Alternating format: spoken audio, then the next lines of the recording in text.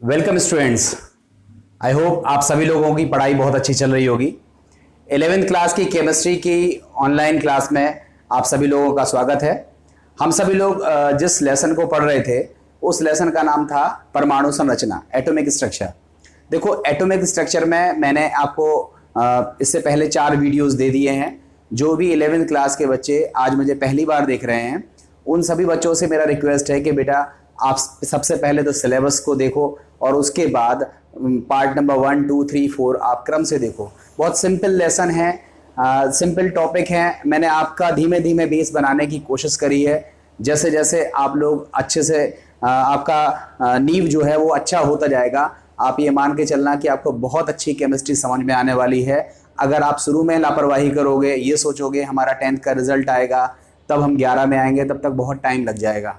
ठीक है बेटा, पास तो आप सभी हो जाओगे। जो भी बच्चे साइंस लेने का मूड बना चुके हैं उनको केमिस्ट्री पढ़नी ही पढ़नी है, तो आप बिल्कुल लेट मत करें। और सभी लोगों से मेरा एक ही रिक्वेस्ट है कि आप अच्छे से सीक्वेंस से अपनी फेयर कॉपी पर आप नोट बनाते जाइएगा। बट जब आप वीडियोस को देखा करें तब उस समय आप रफ कॉपी और पेन का यूज़ करें, कुछ पॉइंट्स नोट डाउन करते जाएं और बाकी डिटेल नोट्स वगैरह मैं धीमे धीमे करके आपको टेलीग्राम ग्रुप पर देता जा रहा हूं। तो जो भी बच्चे मेरे इस टेलीग्राम ग्रुप से नहीं जुड़े हैं वो जल्दी से टेलीग्राम ग्रुप पर जुड़ जाएं, अपने सभी दोस्तों तक टेलीग्राम का मैसेज भेजें और सभी लोगों को एक सूत्र में बांधने की कोशिश करें।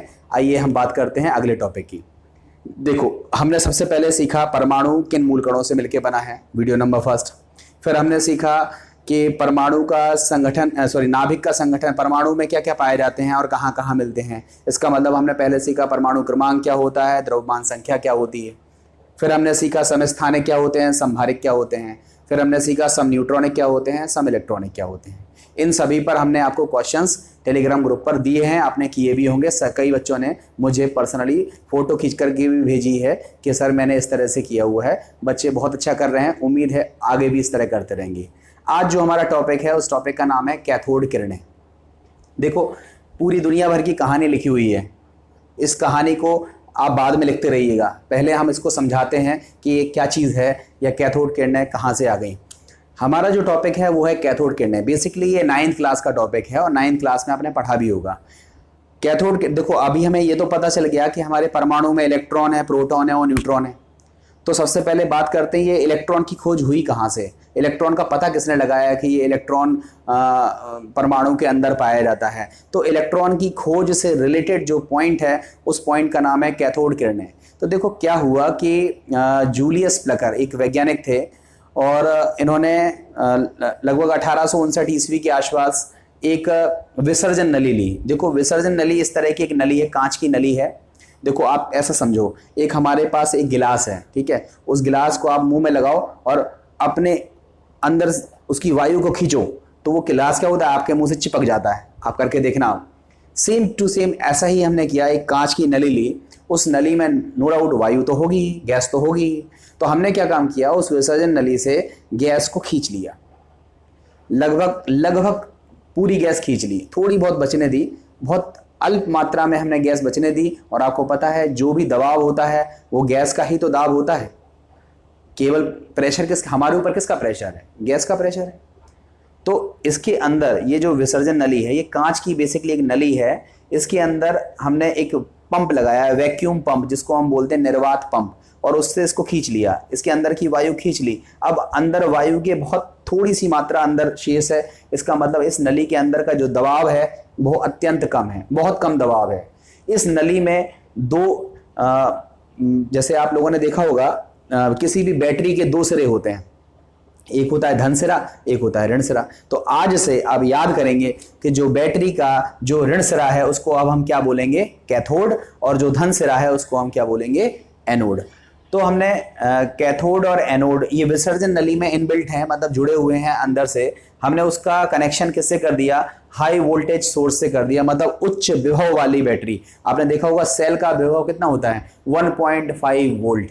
आपने देखा होगा कार की बैटरी कितने की, 8 वोल्ट की। तो ये विभव बहुत कम है। हमने क्या किया, हाई वोल्टेज बैटरी के साथ इसका कनेक्शन कर दिया और क्या देखा कि अगर हाई वोल्टेज बैटरी हम अगर ऑन करेंगे तो इस नली के अंदर कुछ ऐसी चीज होती है जो आपको समझनी है। इस नली के अंदर कुछ किरणें निकलती हैं। जो रेड कलर का दिख रहा है ये दिखता नहीं है, ये अभी हमने आपको दिखाने के लिए रेड कलर से दिखा दिया, बट कुछ अदृश्य किरणें निकलती हैं और ये अदृश्य किरणें जब इस कांच की नली से टकराएंगी तो ये हरे रंग की चमक उत्पन्न करती हैं। हमको केवल और केवल चमक दिखती है, केवल और केवल चमक दिखती है। मतलब हमने क्या किया, एक कांच की विसर्जन नली में अत्यंत कम दबाव पर जब हमने उच्च विभव सोर्स या उच्च विभव लगाया तो हमने देखा कि कुछ अदृश्य किरणें होती हैं जो कैथोड से चलती हैं, एनोड की तरफ चलती हैं और कैथोड के सामने वाली कांच की दीवार पर हरे रंग की चमक उत्पन्न करती हैं। चूंकि ये किरणें कैथोड से निकल रही हैं इसलिए इन किरणों को क्या नाम दिया गया, कैथोड किरण नाम दिया गया। यही चीज लिखी हुई है बोर्ड पर और इसकी खोज किसने करी, जूलियस प्लकर नामक वैज्ञानिक ने करी। देखो मैं इसको पढ़ रहा हूं, अब आप लोग इसको पहले देख लीजिएगा, स्क्रीनशॉट लेने के बाद अपनी कॉपी पे लिखते रहिएगा। देखो क्या लिखा है, जूलियस प्लकर ने ज्ञात किया कि किसी गैस में बहुत कम दबाव 0.001 मिलीमीटर, ये दबाव का जो मात्रक है, प्रेशर का जो मात्रक है वो mm में नापा जाता है। अब कैसे नापते हैं वो मैं आगे कभी वीडियो में डिस्कस करूंगा, बट अभी आप इतना समझ लो कि जूलियस प्लकर ने ज्ञात किया कि किसी गैस का बहुत कम दबाव पर जब विद्युत विसर्जन कराया जाता है तो कैथोड से, देखो कैथोड से ऋण इलेक्ट्रोड से अदृश्य किरण पुंज निकलती है जो कैथोड से एनोड की ओर चलती है, कैथोड से एनोड की ओर चलती है और कैथोड के सामने वाली कांच की नली की दीवार पर हरे रंग की प्रतिदीप्ति या चमक उत्पन्न करती है। कैथोड से निकलने वाली इन अदृश्य किरणों को क्या नाम दिया गया, कैथोड किरण नाम दिया गया। हमें लगता है अब आपको भाषा अच्छे से याद हो गई होगी। क्या लिखोगे भाषा, कि हमने कांच की एक विसर्जन नली ली, उसमें अत्यंत कम दबाव पर उच्च विभव लगाया तो हमने देखा कि कैथोड से एनोड की तरफ कुछ अदृश्य किरणें निकल रही हैं जो कैथोड से एनोड की तरफ जा रही हैं और कैथोड के सामने वाली दीवार पर, कांच की दीवार पर हरे रंग की चमक उत्पन्न कर रही हैं। इन किरणों को क्या नाम दे दिया हमने, कैथोड किरण नाम दे दिया। इसकी खोज किसने कर दी, जूलियस प्लकर नामक वैज्ञानिक ने कर दी। अब हम बात करते हैं ये कैथोड किरणें उत्पन्न क्यों हुई। ठीक है, तो देखो हमारी सेकंड हेडिंग है कैथोड किरणों का उद्गम। देखो इसका कंटेंट लिखा नहीं है, ये मैं बोल रहा हूं, अगर आप लिख सकते हैं तो लिख लीजिएगा, वरना मैं टेलीग्राम ग्रुप पर नोट्स दे दूंगा तो आप उसको अपनी कॉपी पर लिख लीजिएगा। देखो कैथोड किरणों का उद्गम क्या चीज है। देखो होता क्या है कि जब हम हाई वोल्टेज लगाते हैं, उच्च विभव लगाते हैं, तो इसके अंदर जो गैस के जो अणु हैं, जो परमाणु है, वो उसमें से इलेक्ट्रॉन अलग हो जाता है। वो आपको पता है इलेक्ट्रॉन निकल गया तो वो क्या बच जाएगा, धन आयन बच जाएगा। तो हमने क्या देखा, जब हम उच्च विभव उच्च वोल्टेज अंदर लगाते हैं विसर्जन नली पर, तो विसर्जन नली में जो गैस के जो अणु है या जो गैस के परमाणु हैं वो इलेक्ट्रॉन उनसे अलग हो जाता है और धन भाग उससे अलग हो जाता है। ये धन भाग बड़ा है, इलेक्ट्रॉन तो छोटा सा है। खैर इलेक्ट्रॉन तो चुपचाप आगे निकल गया, धन की तरफ जाने लगा, इलेक्ट्रॉन तो चुपचाप आगे की तरफ जा रहा है। ये जो धन भाग है ये तेजी के साथ, ऐसा समझ लो कि ये एक बड़ा सा पत्थर है, किसी की खोपड़ी में दे दिया आपने, तो ऐसी स्थिति में क्या होगा, ये जो इलेक्ट्रॉन है ये तेजी के साथ आएगा और कैथोड से टकरा जाएगा। और जैसे ही कैथोड से टकराएगा, आप खुद सोचो, जैसे ही पत्थर किसी में घलेगा तो ऐसी स्थिति में क्या होगा, उसके सर से खून निकल आएगा। सेम टू सेम प्रोसेस, यहाँ कैथोड से इलेक्ट्रॉन्स इमिट होंगे, इलेक्ट्रॉन निकलेंगे और वही इलेक्ट्रॉन धन की तरफ भागेंगे और एक सीधी रेखा में या एक पुंज के रूप में आगे की तरफ चलेंगे और वही किरणें क्या कहलाती हैं, कैथोड किरणें कहलाती हैं। इन शॉर्ट अगर हम क्या बोलेंगे कि जब हम अत्यंत कम दबाव पर उच्च विभव लगाते हैं तो विसर्जन नली के अंदर जो गैस के परमाणु रहते हैं उनका क्या हो जाता है, आयनन हो जाता है, टूट जाते हैं।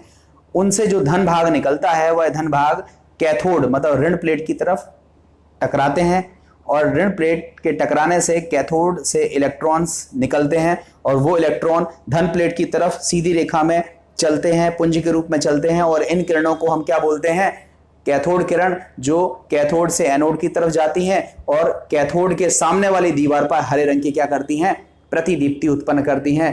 ये इनके उद्गम का कारण हो गया कि इस तरह से कैथोड किरणें हमारी निकलती हैं। अब हम बात कर लेते हैं कि कैथोड किरणों के गुण क्या होते हैं। तो देखो आपसे पेपर का क्वेश्चन क्या आता है, कैथोड किरण से आप क्या समझते हो, इनके उद्गम का कारण स्पष्ट कीजिए, एवं इनके गुणों का उल्लेख कीजिए। इस तरह का क्वेश्चन 11th क्लास के पेपर में पूछा जाता है। दोबारा से सुन लीजिए, कैथोड किरणें क्या होती हैं, इनके उद्गम का कारण स्पष्ट कीजिए एवं इनके गुणों को लिखिए। तो देखो, गुणों को लिखने के लिए मैंने देखो यहाँ पर 1 2 3 4 5 6 7 8 गुण लिखे हुए हैं। तो आप 8 गुण को 8 लाइन में लिख सकते हो। आप हर गुण का कारण बताते हुए एक एक गुण को 8 लाइन में लिख सकते हो। तो आपको जैसे लिखना हो वैसे आप लिख सकते हो। आपकी किताब में, रेफरेंस बुक में ये सब चीजें डिटेल में मिल जाएंगी। तो देखो, हम बात करते हैं, सबसे पहला लिखते हैं कि कैथोड किरणें सीधी रेखा में चलती हैं। आप खुद से सोचो, हमने आप लोगों ने बचपन में एक क्वेश्चन पढ़ा होगा कि सूर्य का प्रकाश सीधी रेखा में चलता है। हम आपसे पूछें कि चलो सिद्ध करके बताओ कि सूर्य का प्रकाश सीधी रेखा में चलता है, तो आप कैसे सिद्ध करोगे? तो आप सोच में पड़ जाओगे। फिर आपके पास अचानक ही एक प्रयोग याद आ रहा होगा मोमबत्ती वाला, कि मोमबत्तियों को लाइन में लगा दिया। देखो, उन सबसे कुछ नहीं है, एक नॉर्मल सी बात है, सीधी रेखा में चलती हैं। आप बताओ, सूर्य से धूप आ रही है, आपने हाथ लगा दिया तो आपकी छाया पड़ गई ना पीछे। तो अगर छाया बनती है पीछे, तो इसका मतलब कोई चीज सीधी आ रही है, आपने लगा दिया हाथ तो उसकी छाया बन गई। तो किसी भी चीज की छाया बनना, शेडो बनना, ये इस बात का इंडिकेशन है कि वो जो किरणें हैं वो सीधी रेखा में चल रही है। तो आप खुद बताओ, ये किरणें सीधी रेखा में चल रही थी। अगर हम मान लो यहां पर कुछ वस्तु रख दें, ठीक है, मान लो कुछ वस्तु हम यहां पर रख दें, तो बताओ वो किरणें किससे टकरा जाएंगी? इस वस्तु से टकरा जाएंगी और यहां पर टकरा नहीं पाएंगी। तो मतलब इस वस्तु की छाया कहां बन जाएगी? सामने बन जाएगी। तो हम क्या भाषा लिखेंगे कि कैथोड किरणों के मार्ग में यदि अभ्रक का क्रॉस रखते हैं। देखो, ये जो भाषा मैं बोल रहा हूं ये बुकिश लैंग्वेज है। क्रॉस मतलब आपको पता है ना, ईसा मसीह वाला, ईसा मसीह क्रॉस जानते हो ना। तो ये जो क्रॉस है, ब्रिटिश लोग होंगे, शायद क्रिश्चियंस लोग हों, इसलिए उन्होंने यहाँ पर क्रॉस रखा था। आप कुछ और रख लीजिए। तो उन्होंने क्या किया, अभ्रक का बना हुआ एक क्रॉस लिया, उसको कैथोड किरणों के मार्ग में रख दिया। तो क्या देखा कि ये जो अभ्रक का क्रॉस है, इसकी छाया कहां बन गई? यहां पीछे की तरफ बन गई। तो उन्होंने क्या कहा कि कैथोड किरणों के मार्ग में यदि अभ्रक का क्रॉस रख दिया जाए तो उसकी छाया कैथोड के सामने वाली दीवार पर बन जाती है, जिससे सिद्ध होता है कि कैथोड किरणें सीधी रेखा में चलती हैं। देखो, लिखा भी ये है, सीधी रेखा में चलती हैं। सिद्ध हो गया। दूसरा देखो, अब देखो हमने क्या काम किया। आपने देखो एक चीज कहा कि एक हमारे पास ऐसा समझ लो, ये एक चक्री टाइप की है, ठीक है, ये है और ऐसी रखी हुई है। अब हमने आपसे कहा कि इसको घुमाना है, ऐसे राउंड एंड राउंड घुमाना है। तो आप कहोगे ठीक है, घुमा देते हैं। ऐसे धक्का दोगे और घूम जाएगी, या कोई पत्थर मारोगे तो घूम जाएगी। अब थोड़ा सोचो, अगर आप वैसे इतनी दूर रखी हुई है, ऐसा कर दो, घूम जाएगी? ऐसा नहीं घूमेगी। इसका मतलब इसको घुमाने के लिए you have to do some work. आपको कुछ काम करना पड़ेगा, कुछ चोट मारनी पड़ेगी, कुछ टक्कर लगानी पड़ेगी, तब जाकर के ये क्या करेगी, घूमेगी। तो हमने वही किया। हमने इस तरह की जो चक्री है वो यहां रख दी। देखो, ये कैथोड किरणें तो सीधी रेखा में जा ही रही थी। हमने इसके चारों ओर क्या कर दिया, एक पिन पर, एक छोटे से पिन पर एक व्हील लगा दिया, पहिया लगा दिया। तो क्या हुआ, हमने क्या देखा कि जैसे ही कैथोड किरणें इस व्हील से, इस पहिए से टकराती हैं, तो वो पहिया घूमने लगता है, ऐसे ऐसे घूमने लगा। तो हमने कहा, अरे पहिया क्यों घूम रहा है भाई? कैथोड किरणों के मार्ग में हमने पिन व्हील लगाया, वो घूमने लगा। तो हमने क्या सोचा, यार ये पहिया क्यों घूम रहा है? अंदर हवा होगी तो घूम रहा है। बोलो नहीं, हवा तो बंद है भाई, इसके अंदर तो हवा हमने पहले खींच ली थी, हवा तो बंद है, तो फिर ये पहिया क्यों घूम रहा है? तो फिर बाद में पता लगा इन पहिए पर कोई चोट लगा रहा है, कुछ चोट मार रहा है, कुछ टक्कर लगा रहा है, तब जाकर के वो पहिया घूम रहा है। तो बाद में ये पता चला कि कैथोड किरणों के मार्ग में अगर छोटा सा पिन व्हील रख दें, पिन पर टंगा हुआ एक पहिया रख दें, तो वो पहिया घूमने लगता है। और घूमने से ये सिद्ध होता है कि जो कैथोड किरणें हैं वो छोटे छोटे कणों से मिलकर बनी होती हैं। और इन्हीं कणों को बाद में जे टॉमसन ने डिस्कवर किया और पता लगाया कि ये कण कुछ और नहीं है, बल्कि क्या, कौन से कण होते हैं? इलेक्ट्रॉन होते हैं। इन्हीं को बोलते हैं इलेक्ट्रॉन। यही वो कण हैं जिनकी हम खोज करते हैं। यहाँ पे देखो क्या लिखा है, कैथोड किरणें सूक्ष्म कणों से बनी है। कैथोड किरणें सूक्ष्म कणों से बनी है, मतलब वही सूक्ष्म कण जो इसको घुमा रहे थे, उनको जे टॉमसन ने क्या नाम दिया? इलेक्ट्रॉन नाम दिया। अब हम बात करते हैं तीसरी। इसमें लिखा है, देखो इसमें जो लिखा है उसको आप देखो। हमने क्या किया, कैथोड किरणें हमारी चुपचाप चली जा रही हैं सीधी रेखा में। हमने क्या काम किया, कैथोड किरणों के जो जा रही हैं इसके ऊपर हमने बैटरी का धन ध्रुव लगा दिया, एक ऋण ध्रुव लगा दिया। इसका मतलब हमने कैथोड किरणों के ऊपर और नीचे विद्युत क्षेत्र लगा दिया। तो आप बताओ, ये खुद ऋणावेशित कणों से मिलकर बनी है, तो ये किस तरफ मुड़ जाएंगी? धन प्लेट की तरफ मुड़ जाएंगी।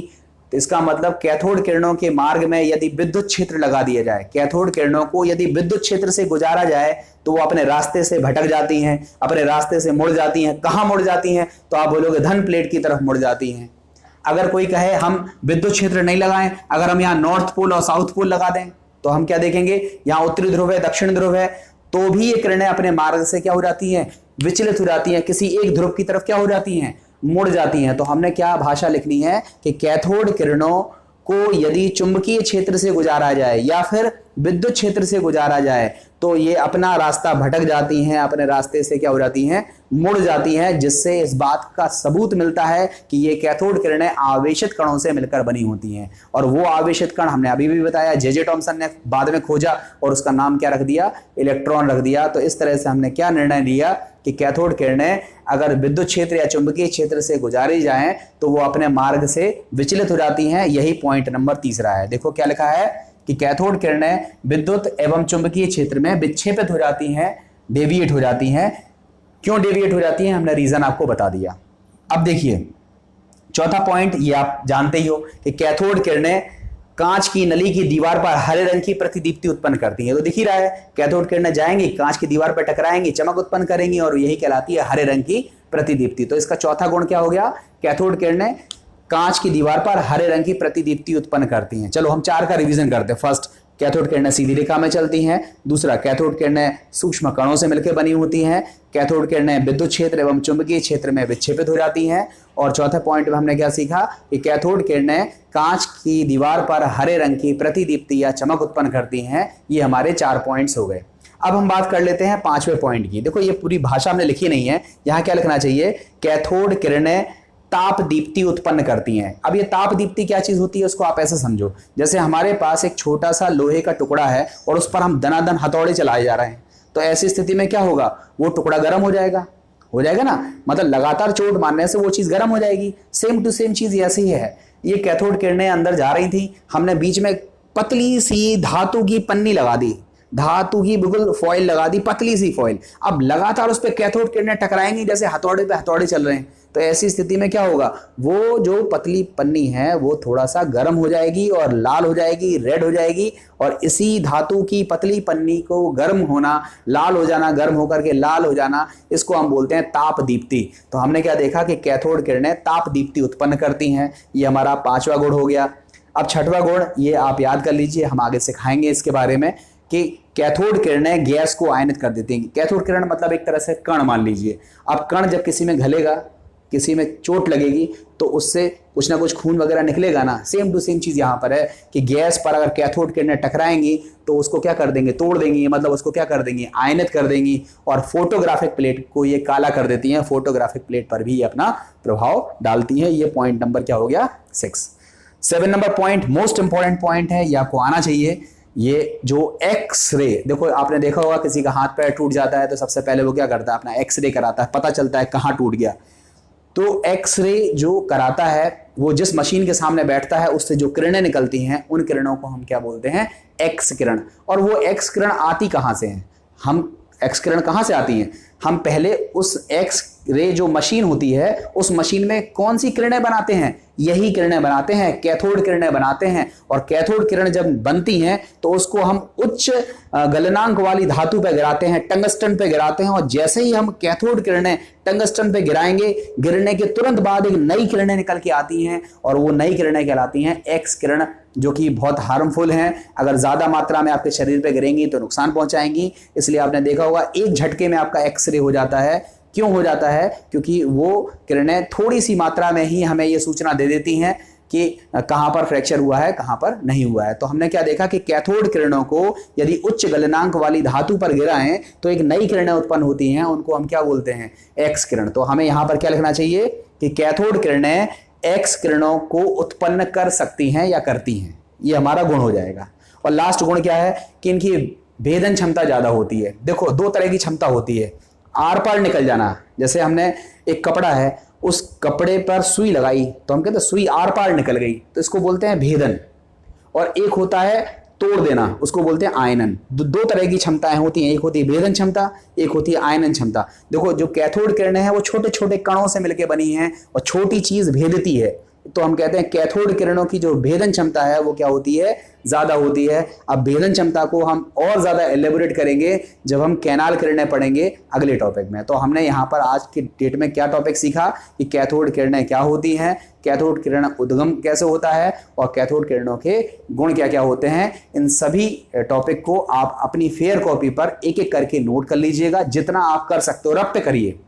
उसके बाद मैं टेलीग्राम ग्रुप पर आपको नोट्स दे दूंगा, आप उस नोट्स को अपनी फेयर कॉपी पे मेंटेन करते जाइए, आपका टॉपिक खुद ब खुद क्लियर होता जाएगा। उम्मीद है आप सभी लोगों को ये टॉपिक समझ में आ गया होगा। अपने सभी दोस्तों तक ये वीडियो भेजना ही भेजना है और रेगुलरिटी से आपको चैनल को फॉलो करना है। उसके लिए आप चैनल को सब्सक्राइब कर लीजिए, तो आपको खुद ब खुद नोटिफिकेशन आ जाएगा। आपको पूछना नहीं पड़ेगा कि सर आप नया वीडियो कब आ रहा है, जब आएगा तब आप देख लीजिएगा।